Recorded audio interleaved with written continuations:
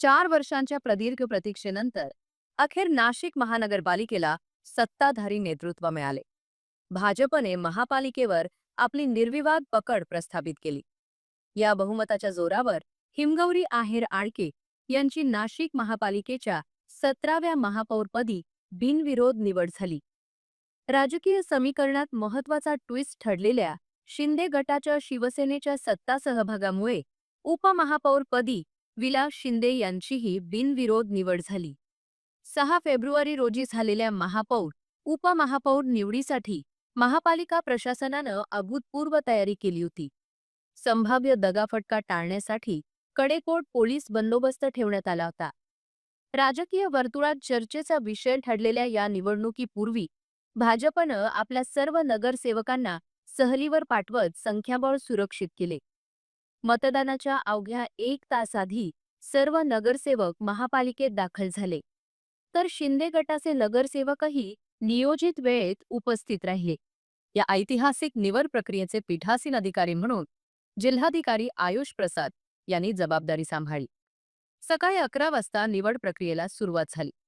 भाजपकडून हिमगौरी आहेर आळके तर ठाकरे गटाच्या शिवसेनेकडून सीमा पवार यांनी महापौर पदासाठी उमेदवारी दाखल केली होती. माघारीच्या वेळेत भाजपचे गटनेते श्याम बडोदे व महापौर पदाच्या उमेदवार हिमगौरी आहेर आळके यांनी सीमा पवार यांच्याशी संवाद साधला. त्यानंतर सीमा पवार यांनी माघार घेतल्यानं महापौर पदाची लढत बिनविरोध झाली आणि हिमगौरी आहेर आळके यांचा विजयी शिक्का अधिकृतपणे बसला. महापौर निवडीनंतर उपमहापौर पदासाठी रंगलेली हालचालही तितकीच लक्षवेधी ठरली. भाजपकडून मच्छिंद्र सानप तर शिवसेनेकडून विलास शिंदे, राहुल दिवे आणि प्रवीण तिदमे यांनी अर्ज दाखल केले होते. मात्र माघारीच्या वेळेत घडलेल्या राजकीय संवादानंतर मच्छिंद्र सानप, राहुल दिवे व प्रवीण तिदमे यांनी माघार घेतली. परिणामी विलास शिंदे यांची उपमहापौरपदी बिनविरोध निवड जाहीर करण्यात आली. निवड प्रक्रियेनंतर जिल्हाधिकारी आयुष प्रसाद व महापालिका आयुक्त मनीषा खत्री यांनी नवनिर्वाचित महापौर व उपमहापौर यांचा पुष्पगुच्छ देऊन सत्कार केला. सभेच्या प्रारंभी उपमुख्यमंत्री अजित पवार यांच्या अपघाती निधनाबद्दल सभागृहात श्रद्धांजली वाहण्यात आली. मात्र स्थायी समिती सदस्यांची नावे वेळेत न आल्यानं पहिली महासभा तहकूब करावी लागली.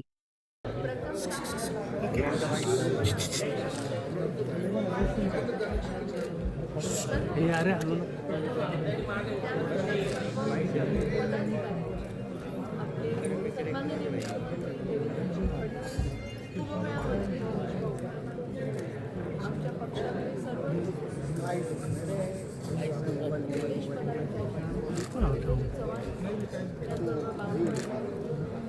आणि नाशिक शहरातील सर्व पदाधिकारी, आमचे शहराचे अध्यक्ष, सर्व सन्माननीय आमदार आणि त्याचबरोबर शहरातील सर्व पदाधिकारी यांचं मी सर्वप्रथम आभार मानतो. नक्कीच नाशिककरांनी भरघोस मताने भारतीय जनता पक्षाला एखादी सत्ता दिलेली आहे. पण जसा सबका साथ, सबका विकास, सबका विश्वास आणि ह्या धर्तीवरती आपण आज बघता आहे की हा निर्णय जो पार्टीने घेतला आहे त्याचा आम्ही सन्मान केला आहे. आमचे उपमहापौर पदाचे जे उमेदवार होते मच्छिंद्रजी सानप यांनी पार्टी लाईननुसार एकनिष्ठ राहून तो उमेदवारी अर्ज मागे घेतलेला आहे आणि आज आपले सन्माननीय उपमहापौर विलासजी शिंदे इथे विराजमान आहेत. हीच आमच्या पक्षाची आणि आमच्या कार्यकर्त्यांची ताकद आहे. एवढं मी सांगते, निश्चितपणे ह्या पदावर बसल्यानंतर महापौर आणि उपमहापौर हे सांघिक आणि पूर्ण सभागृह एकत्रितरित्या काम करणार आहे. आज सभागृहात ज्या चर्चा झाल्या त्याच्यामध्ये एकच ध्यास सगळ्यांनी घेतला आणि तो म्हणजे फक्त नाशिकचा विकास विकास विकास आणि ह्यासाठी सगळे प्रयास करणार आहेत.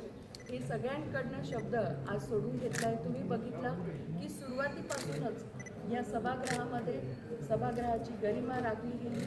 जे सन्माननीय उमेदवार होते त्यांना अतिशय प्रांजळपणे आदराने उमेदवारी अर्ज मागे घेण्यासाठी आम्ही त्यांच्यासमोर गेलो, त्यांना विनंती केली आणि सभागृहात एकदा आल्यानंतर 122 जे नवनिर्वाचित नगरसेवक जे असतात ते फक्त नाशिकच्या विकासाकडे बघून लोकांनी या सभागृहात पाठवलेले असतात आणि याच धर्तीवरती कुंभमेळ्यासाठी काम करताना आम्ही सगळे एकत्रितपणे काम करणार आहोत. त्याचबरोबर आमचे जे कुंभमंत्री आहेत सगळ्यांचे गिरीशभाऊ महाजन तुम्ही सगळ्यांनी बघितलं आहे की त्यांनी एकदा ठरवलं ते अक्षरशः तळ ठोकून होते इथे जोपर्यंत प्रत्येक गोष्टी त्यांचं बारीक लक्ष असतं आणि त्यामुळे त्यांनी सगळ्यांसाठी आणि नाशिकच्या विकासाचा सगळा आराखडा तयार ठेवलेला आहे. पक्षनिहाय आणि युतीनिहाय सगळं काम होणार आहे. या महायुतीत सगळ्यांचं एकत्रित जो काही विजन असणार आहे याचं इम्प्लिमेंटेशन आपण शहरात बघणार आहात. आताच झालेल्या महासभेमध्ये आपण जी नियुक्तीची महासभा होती त्यात मी एक 100 दिवसाचा कार्यक्रम दिलेला आहे ज्यामध्ये प्रत्येक प्रभागामध्ये निवडून आलेल्या नगरसेवकांबरोबर त्याच पद्धतीने तिथल्या स्थानिक आमदारांबरोबर आम्ही पूर्णपणे नाशिक शहरातले सगळे प्रभाग आधी त्यांचा दौरा करणार आहोत. अधिकारी समवेत म्हणजे जिथल्या तिथे तो निर्णय घेतला जाईल. आपल्याकडे वेळ खूप कमी आहे याची आम्हाला सगळ्यांना जाण आहे. हे अतिशय जबाबदारीचं पद आहे आणि ही संधी नसून ही एक सेवेची एक पर्वणी आहे असं मला वाटतं. नाशिक नगरी ही पुण्यनगरी आहे आणि ह्या कुंभमेळ्यामध्ये आपण नक्कीच नाशिकचं नाव हे जगभरात कोरणार आहोत. अतिथी देवो भव ही आपली संस्कृती आहे. प्रत्येक घरात आपल्याला राम पोचवायचा आहे आणि नुसता राम धर्माने नाही तर कामाने राम पोचवायचा आहे एवढंच मला वाटतं. तुमच्या सगळ्यांच्या शुभेच्छांनी अतिशय मन भारावून आलेलं आहे. मी सन्माननीय उपमहापौरांना पण खूप खूप शुभेच्छा देते पण एवढीच अपेक्षा ठेवते की सगळ्यांनी एकत्रित नाशिककरांनी पण यात सहभाग घ्यावा आणि काही तुमच्या सूचना असतील काही कल्पना असतील ज्यातनं नाशिकची उंची नाशिकचं काम हे सुरळीत होणार असेल तर निश्चितपणे आम्ही तुमच्या सूचनांसाठी आमचे कान आणि आम्ही सगळे उपलब्ध राहू. प्रशासकीय जो बॅकलॉग पूर्ण होतील का आणि हा बॅकलॉग कसा भरून काढला जाईल? हा बॅकलॉग जसं मी आत्ता तुम्हाला सांगितलं की तो कामानेच भरला जाऊ शकतो. जी जळमटं आहे ती बाजूला काढायची असतात सारायची असतात आणि आपण पुढे आगेकूच करणार आहोत हे मी आत्ताच सांगितलेलं आहे.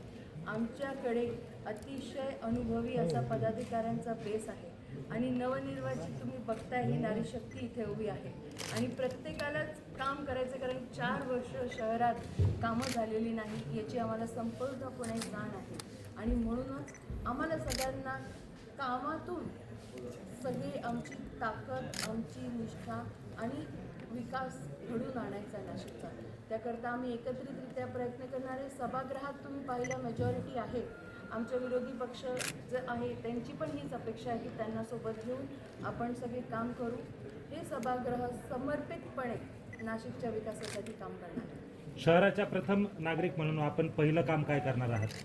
मी जसं तुम्हाला सांगितलं की पहिलं काम जे असेल ते पूर्ण नाशिक शहराचा दौरा असणारे 100 दिवसामध्ये आपण प्रत्येकाला विश्वासात घेऊन तिथे काय निकड आहे कारण प्रत्येक प्रभाग जो आहे हा वेगळा आहे. हा डेमोग्राफिकली वेगळा आहे, जॉग्राफिकली वेगळा आहे, त्याच्या गरजा वेगळ्या वेगळ्या आहेत. आपण एकसारखा नियम प्रत्येक प्रभागाला लागू शकत नाही कारण कुठे गार्डन हवं असतं तर कुठे रस्ता हवा असतो तर कुठे पाणी हवं असतं याची जाण आम्हाला सगळ्यांना काम करत असताना आणि कुंभमेळ्याच्या स्तरावर जर नाशिकला न्यायचं असेल तर मोठं विजन ठेवून मायक्रो लेवलला काम करून ते पूर्ण करावं लागेल.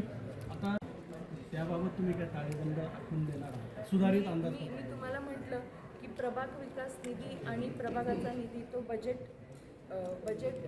सारखा आपल्याला आखून घ्यायचा आहे पण त्याचबरोबर आपल्याला एक काम मोठं जे करायचं आहे ते म्हणजे नुसतं कुंभमेळ्याच्या निधीवर अवलंबून न राहता जेवढ्या सगळ्या योजना आहे त्यांचा GR बघून इतर निधी कसा नाशिक शहरासाठी आम्ही आणू शकतो कारण फक्त डिपेंडेबिलिटी ठेवून किंवा नाशिकच्या तिजोरीत काही नाही आहे असं म्हणून चालणार नाही. त्यासाठी देखील आपण प्रयत्न करणार आहोत आणि निश्चितपणे सगळ्यात जास्त निधी हा नाशिक शहराला कसा येईल या काळात याची तसली आम्ही